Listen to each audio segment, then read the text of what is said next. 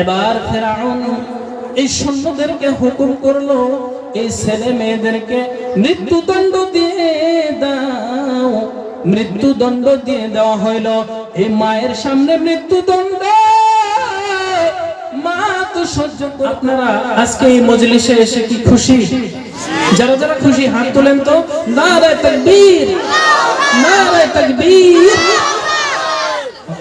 মাশাআল্লাহ, আপনাদের এলাকার মানুষের জোর আছে অনেক বেশি। আল্লাহ তাআলা আপনাদের এই জোরকে দ্বীনের জন্য কবুল করুন। সবাই বলি আমিন। ভাই মহতরম, দোস্ত আজিজ, এখানে যারা আমরা বসে আছি, ছোট্ট একটা ঘটনা শোনাই। কোরআন এবং হাদিসের কথা না, এই কথাটা আমি যেটা বলতেছি কোরআন এবং হাদিসের কথা না, শুধুমাত্র বোঝানোর জন্য একটা কথা বলতেছি, মনোযোগ দিয়ে শুনবেন। একজন শিক্ষক ছাত্রকে অনেক বছর ধরে পাঠদান করেন, পড়াশোনা করান আর কি। একদিন হঠাৎ করে শিক্ষক জিজ্ঞাসা করতেছেন ছাত্রদেরকে যে আমি তো তোমাদেরকে অনেক দিন থেকে পড়াশোনা করাই, আজকে একটা প্রশ্ন করি, তোমরা কি উত্তর দিবা? বলে জি বলেন, উত্তর দিব। ঠিক আছে, প্রশ্ন করা হলো যে বলেন তো দেখি কোন মানুষগুলো নামাজ পড়ে না? ছাত্রদেরকে বলতেছে উস্তাদ যে কোন মানুষগুলো নামাজ পড়ে না। ছাত্ররা খুব বুদ্ধি খাটায় উত্তর দিতেছে যে যে বাচ্চাগুলো নাবালিগ সে বাচ্চাগুলো নামাজ পড়ে না। দ্বিতীয় যারা অমুসলিম তারা নামাজ পড়ে না। তৃতীয় হলো যে ব্যক্তি মারা গেছে, দাফন করা হয় না এখনো, সে নামাজ পড়ে? সে কি নামাজ পড়ে? আমার কথা বোঝা যায়? মারা গেছে, এখনো দাফন করা হয় নাই, কবর দেওয়া হয় নাই, সে ব্যক্তি কি নামাজ পড়ে? নামাজ পড়ে না। এই আলোচনাটাই, এই কথাগুলো, অর্থাৎ এই বাচ্চাদের উত্তর শুনে শিক্ষক খুশি হয়েছেন। এক ভাইকে অন্য জায়গায় জিজ্ঞাসা করছে আপনি নামাজ পড়েন না, তার কারণ কি? আপনি মনে হয় বাচ্চা মানুষ। মুরব্বী একজন, তাকে জিজ্ঞাসা করা হয়েছে আপনি মনে হয় বাচ্চা মানুষ। শুনে রাগ করবো না? দাড়ি পাকছে, এখন যদি কেউ বলে যে আপনি বাচ্চা মানুষ, রাগ করে ওঠার কথা যে আমি তো বাচ্চা না, তাহলে নামাজ পড়েন না কে? ও তাহলে মনে হয় আপনি অমুসলিম। হ্যাঁ, আমি অমুসলিম কিরকম করে? দাড়ি আছে আমার মুখে, দেখো না তুমি? আমি তো অমুসলিম না, আমি মুসলমান। এই যে শুনো, আমি কলিমা পড়তেছি লা ইলাহা ইল্লাল্লাহ মুহাম্মাদুর রাসূলুল্লাহ। ও তাহলে মানে তুমি মরছো? তাহলে মানে তুমি মরছো?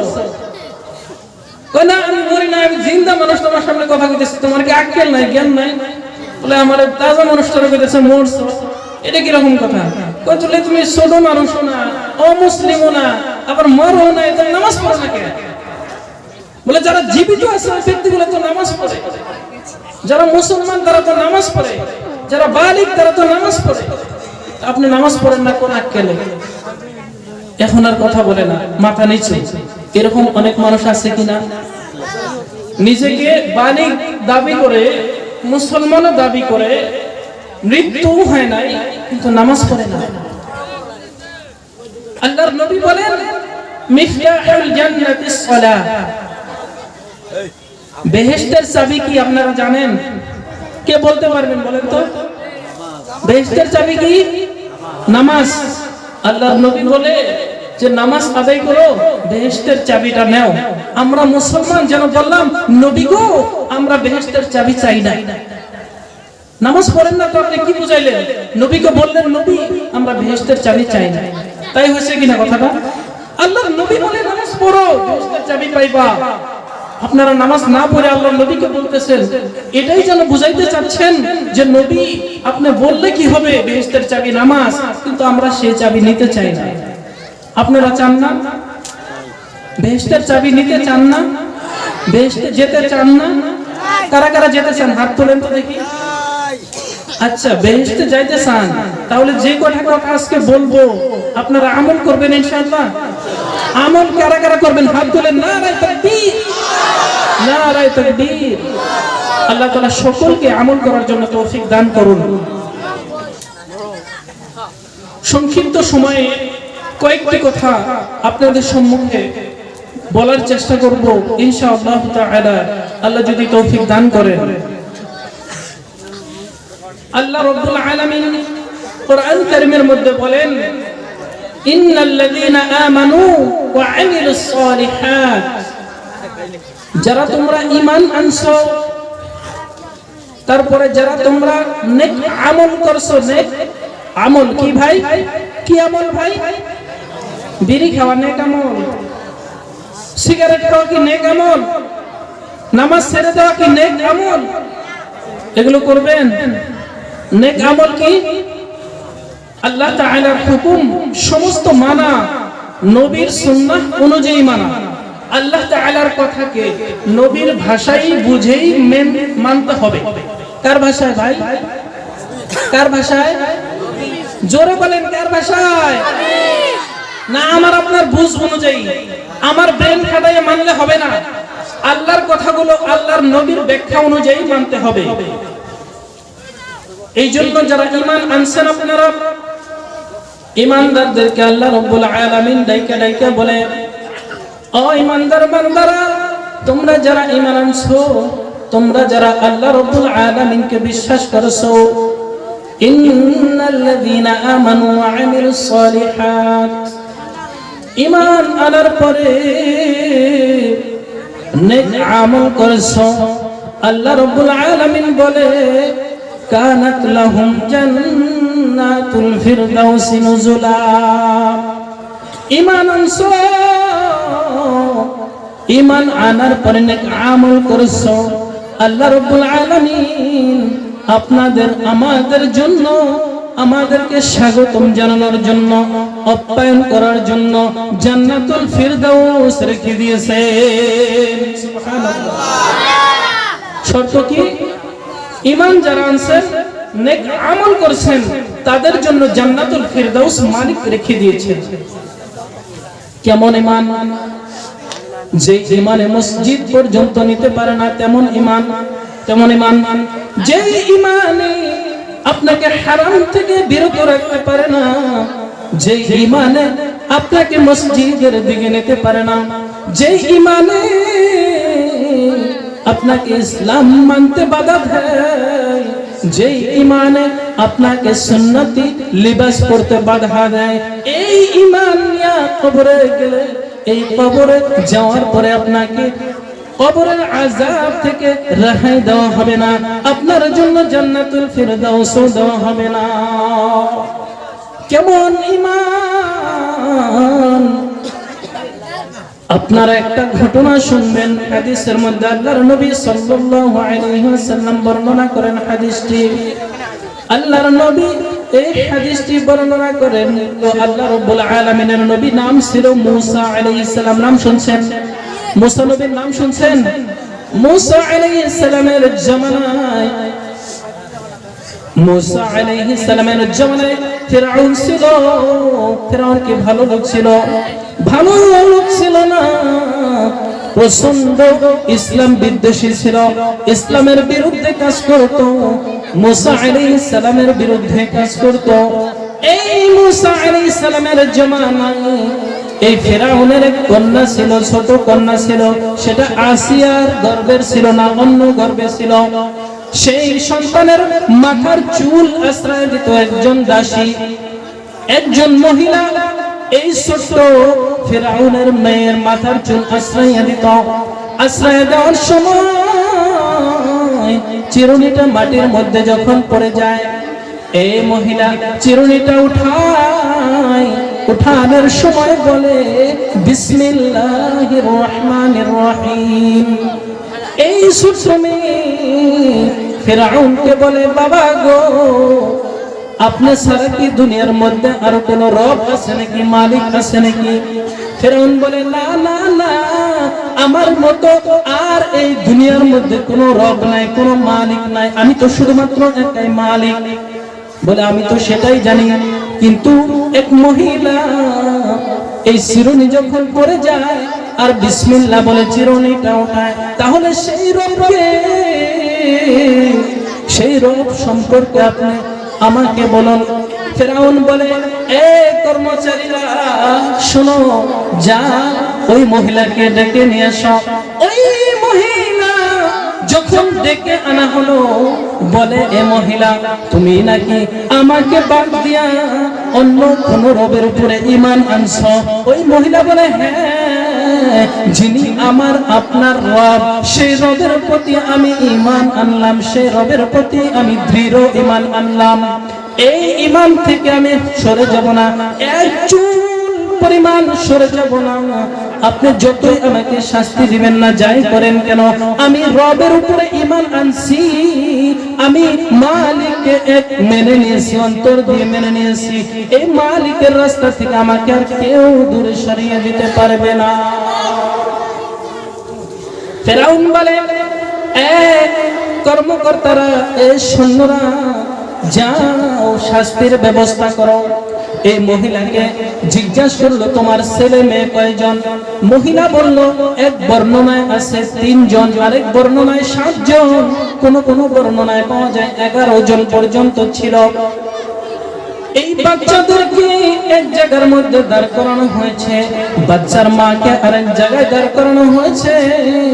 আর শাস্তি দেওয়ার জন্য 3টা বর্ণনা পাওয়া যায়। এক বর্ণনায় আছে আগুন জ্বালানো হয়েছে, আরেক বর্ণনায় পাওয়া যায় যে তেল গরম করে রাখা হয়েছে, আরেক বর্ণনায় পাওয়া যায় ফাঁসির কাষ্ঠ ঝুলানো হয়েছে। বলে, এ মহিলা শুনো, তুমি কি চাও তোমার এই বাচ্চারা এই শাস্তি ভোগ করুক? মহিলা বলে, কেন কেন শাস্তি ভোগ করবে? তুমি কি জানো না আমার এই সন্তানগুলো এই মুসা নবীর আল্লাহর প্রতি ঈমান এনেছে? সুবহানাল্লাহ। এরা কোনদিন মৃত্যু দেখে ভয় পায় না, এরা কোনদিন মৃত্যুকে ভয় করে না। আমি যেমন মৃত্যুকে ভয় পাই না, তেমন ভাবে আমার সন্তানেরাও মৃত্যুকে ভয় পায় না। এবার ফেরাউন এই সৈন্যদেরকে হুকুম করলো, এই ছেলে মেয়েদেরকে মৃত্যুদণ্ড দিয়ে দাও। মৃত্যুদণ্ড দিয়ে দেওয়া হইল। এই মায়ের সামনে মৃত্যুদণ্ড, মা তো সহ্য করতে পারে না। ফেরাউন পাষণ্ড এই মায়ের সামনে সন্তানদেরকে আগুনের মধ্যে ফেলাইয়ে দিল, হয়তো বা তেলের মধ্যে ফেলাইয়ে দিল, হয়তো বা ফাঁসির কাষ্ঠের মধ্যে ঝুলাইয়া দিল। এবার এই মহিলার মৃত্যুর পালা। ফেরাউন বলে, ও মহিলা, তুমি এবার মৃত্যুর জন্য রেডি হয়ে যাও, কিন্তু মৃত্যুর আগে তোমার কি শর্ত আছে একটা বার আমাকে বলিয়া দাও। বলে, ফেরাউন রে, আমার তো মৃত্যুর আগে একটা মাত্র শর্ত আছে। শর্তটা হইল, আমার সন্তানরা যেখানে মৃত্যুবরণ করেছে, সন্তানদের মৃত্যুর পরে যে হাড্ডিগুলা রয়ে গেছে, ওই হাড্ডিগুলোর সাথে আমি মহিলাকেও, আমি মা এবং সন্তানদেরকে এক জায়গার মধ্যে দাফন কইরা দিবা। এই মহিলাকেও মৃত্যু দেওয়া হইল। এই খবর ফেরাউন যাইয়া আসিয়াকে বলতেছে, ও বিবি সাহেবা, শোনো, আজকে আমি এই বাচ্চাদেরকে আর আমার এই দাসীকে মৃত্যুদণ্ড দিয়েছি। আসিয়া বলে, আমি আগের থেকেই জানি। কি ব্যাপার, তুমি আগের থেকে কিভাবে জানো? শুনে নাও, শুনে নাও, যখন তুমি এই বাচ্চাদেরকে আর ওই বাচ্চার মাকে তুমি মৃত্যুদণ্ড দিতেছিলা, এই রহমতের ফেরেশতারা, আল্লাহ রাব্বুল আলামিনের রহমতের ফেরেশতারা ওই রূহগুলো নেওয়ার জন্য পারাপারি লাগাইয়া দিছে। সুবহানাল্লাহ। ফেরেশতারা নেক বান্দাদের রূহকে নেওয়ার জন্য পারাপারি লাগাইয়া দিছে। এবার ফেরাউন গরম না নরম, গরম না নরম, কি ব্যাপার? এ বিবি আসিয়া, তোমার মুখেও দেখি সেই আল্লাহর নাম শোনা যায়। কি ব্যাপার, তোমার মুখে আল্লাহর নাম কেন? তুমিও কি মুসলমান হয়ে গেছো নাকি? এবার আসিয়া ডাক দিয়ে বলে, ও ফেরাউন, আমার স্বামী, শুনে নাও, শুনে নাও, আমি অনেক আগে থেকেই আল্লাহ রাব্বুল আলামিনের প্রতি ঈমান এনেছি। এবার ফেরাউনের মাথা আরো হিট হয়ে গেছে, ডাক দিয়ে বলে, হামান, ও হামান, তুমি শোনো, মন্ত্রীর চাইতে দেখতেন মন্ত্রীর চেলা পেলা যেগুলো থাকে এগুলো হারামি, চেলা পেলা যেগুলো থাকে এগুলো হারামি বেশি হয় কি না? এগুলো বেশি হারামি। ওই সর্বনাশ, খোদার স্ত্রী যদি খোদা না মানে সর্বনাশ, সি সি সি, খোদার স্ত্রী আমার অন্য খোদাকে মানে। ফেরাউন নাকি খোদা, সে বাদ দিয়া তার স্ত্রী নিজেই অন্য খোদাকে মানে, এটা তো মেনে নেওয়া যায় না। কি করা যায়, কি করা যায়? তো আসিয়াকে শাস্তি দেওয়া লাগবে, শাস্তি দেওয়া লাগবে। প্রচন্ড রৌদ্রের মধ্যে নিয়ে গেছে, মরুভূমির বালুর মধ্যে শোয়াইয়া দিছে, বলে মাথাটা সূর্যের দিকে করিয়া দাও যাতে প্রচন্ড তাপ এসে শরীরের মধ্যে পড়ে। মরুর বালু গরম, পিঠের চামড়া গুলো কেমন যেন খসে খসে পড়ে, এমন গরম। উপর থেকে সূর্যের প্রহর সহ্য করা যায় না। মা বোনেরা একটু দিলের কানটা লাগাইয়া শোনেন, আপনারাও মা, ওই আসিয়াও ছিল মা। দেখেন ঈমানের কারণে জীবনটা কিভাবে দিয়ে দেয়। রৌদ্রের মধ্যে, প্রচন্ড গরমের মধ্যে যখন শোয়াইয়া দিছে, কোন বর্ণনায় পাওয়া যায়, এরপরেও যখন আসিয়া কি যেন ঠুট লড়াইয়া লড়াইয়া বলে, এই ফেরাউন মুখের সামনে কানটা লাগাইয়া লাগাইয়া শোনে, আসিয়ার মুখে শোনা যায় আল্লাহ আল্লাহ আল্লাহ আল্লাহ আল্লাহ নাম শোনা যায়। আসিয়ার মুখে যখন আল্লাহ আল্লাহ নাম শোনে, আল্লাহ আল্লাহ জিকির, ফেরাউন ডাক দিয়ে বলে, আসিয়া রে, এখনো কি তুমি ঈমান ছাড়ো নাই? বলে, না, আমি যে মালিকের প্রতি ঈমান আনছি, এই মালিকের প্রতি ঈমান আমি আমার জীবন গেলেও ছেড়ে দিব না। এরপর বলে, হামান, দিলের কানটা দিয়ে শোনো, এমন বুদ্ধি দিবা যেন আসিয়া ঈমান ছেড়ে দেয়। বলে, কি করা যায়? বলে, বেলেট দিয়া শরীরের চামড়া গুলো খসায় ফেলো। শরীরের চামড়া গুলো বেলেট দিয়ে উঠাইতেছে, রক্ত বের হয়ে যাইতেছে, মাংস বের হয়ে যাইতেছে। এখনো ফিরআউন লক্ষ্য করে দেখে আসিয়া ঠোঁট দিয়ে যেন কি বলতেছে, বিড়বিড় করিয়া কি যেন বলে, কানটা আবার লাগাইয়া শুনে আসিয়া বলতেছে আল্লাহ আল্লাহ, অর্থাৎ আল্লাহর নাম মৃত্যু পর্যন্ত ভুলে নাই। বলে, কাম হবে না হামান, নতুন করে একটা বুদ্ধি দাও, কি বলা, কি করা যায়?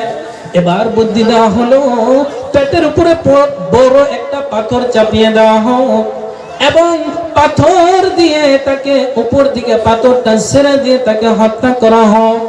তাই করতে আরম্ভ করলো। শোনো বন্ধু, যখন পাথরটা উপরে তুলছে, আসিয়া রাদিয়াল্লাহু তাআলা আনহাকে মেরে ফেলবে, ওই মুহূর্তে আসিয়া যেন মালিককে ডেকে ডেকে কি বলে, রব্বি বিনিলি ইনদাকা বাইতান ফিল জান্নাহ। আল্লাহ রাব্বুল আলামিনের কাছে দোয়া করেছে, ও মালিক, আপনার কাছে আমার জন্য জান্নাতের মধ্যে একটি ঘর বানিয়ে দেন। আরো বলে, ওয়ানাজ্জিনি মিন ফিরআউন, ফিরআউন থেকে আমাকে নাজাত দেন। আরো দোয়া করে, ওয়ানাজ্জিনি মিনাল কওমিজ যালিমিন, এই জালিম কওমের অত্যাচার থেকে আমাকে বাঁচাও। এই ফিরআউন এই ফিরাউনের অত্যাচার থেকে আমাকে বাঁচাও। আসিয়া দোয়া করতে দেরি, কিন্তু মালিক সে দোয়া কবুল করতে এক মুহূর্তেও দেরি করেন না। মুফাসসিরিনে কিরাম লেখেন, যখন পাথরটা উঁচা করা হয়েছে, পাথরটা আসিয়ার গায়ে পড়ার আগেই আসিয়া রাদিয়াল্লাহু তাআলা আনহার রূহটা মালিক কবজ করে নিয়ে গেছে। সুবহানাল্লাহ। জিন্দেগি তোর যায় রে ফাঁকি দিয়া, সোনার আদম জিন্দেগি তোর যায় ফাঁকি দিয়া, জিন্দেগি তোর যায় রে ফাঁকি দিয়া, সোনার আদম জিন্দেগি তোর যায় ফাঁকি দিয়া। ও আদম রে কামিনীর কোলেতে কাল ঘুমেতে রইলি রে তুই, সারা নিশি কাটাইলি তুই ঘুমাইয়া ঘুমাইয়া রে সোনার আদম জিন্দেগি তোর যায় ফাঁকি দিয়া। বলেন জিন্দেগি তোর যায় রে ফাঁকি দিয়া, সোনার আদম জিন্দেগি তোর যায় ফাঁকি দিয়া। ও আদম রে পাদ দরিয়া গেছে দাড়ি, দন্ত আছে গোটা চারি, সমন জারি গিয়াছে করিয়া রে সোনার আদম জিন্দেগি তোর যায় ফাঁকি দিয়া, জিন্দেগি তোর যায় রে ফাঁকি দিয়া, সোনার আদম জিন্দেগি তোর যায় ফাঁকি দিয়া।